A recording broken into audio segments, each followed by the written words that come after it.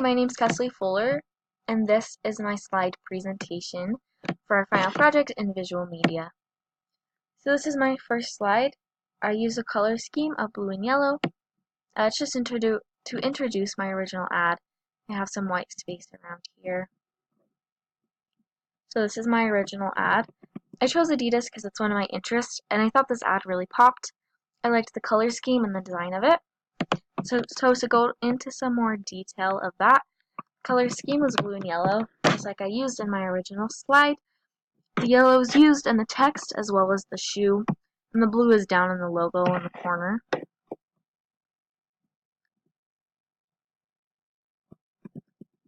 As for the design, the shoe's in the middle. I think it really makes the shoe stand out and makes it pop. Just to add to the pop of the shoe, there's a sun flare on the side of the shoe right here, which I think was really cool and was a nice design. The text is really large in the middle, and it really makes the phrase "boost your run" stand out. For typography, it just used the same typography here as it did in the Adidas ad. Sans serif typeface. I thought it looked nice and was just very simple. Didn't have too much typography going on. Here's my new ad slide. Again, just the same as the original ad slide, the blue and yellow with the white space around. So here's my final ad. I tried to use the same design as the original ad. There's just gray around the shoe, not too much going on to make the single shoe really pop and stand out. I added the sun flare on the corner right here.